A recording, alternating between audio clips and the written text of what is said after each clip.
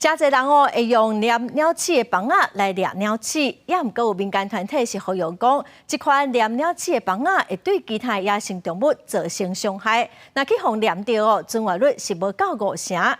讲要预防鸟鼠仔，除了爱甲这物件修复好，佫会当来利用鸟鼠仔讨厌的气味、精油来避免鸟鼠仔行入去厝里。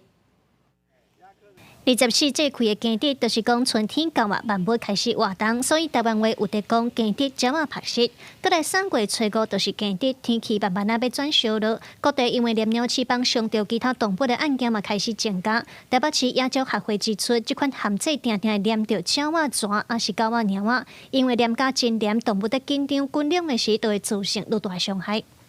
那粘鼠板呢？它本身外面是亮亮的，那太阳照下来，它会觉得，那个透明光滑的东西是一片水，它就会停下来，可能要喝水。然后小鸟因为在粘上去的时候会挣扎嘛，因为很害怕挣扎。那通常这个时候就会有骨折或开放性伤口的产生。那它们放久的话，那个一些垃圾或病菌就会跟它们的伤口一起。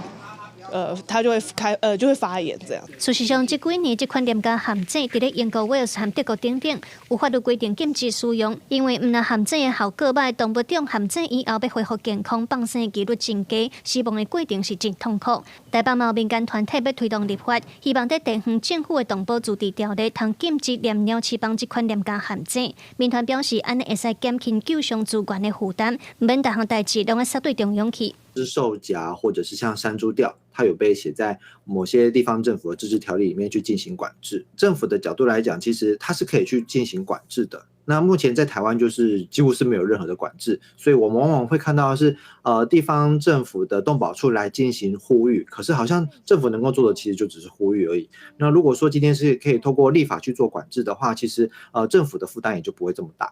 台北鸟会嘛呼吁民众通用鸟鼠讨厌的气味、精油等等，避免伊来处理。若是有动物互黏鸟翅膀黏到，抑佫活咧，民众会使用棒纸甲有黏甲的所在砍起来，减少伤害。用纸箱啊软空垫起来。将会建议赶紧送到救伤单位，也是卡互1959动保专线。记者卢尚如、郑准由台北报道。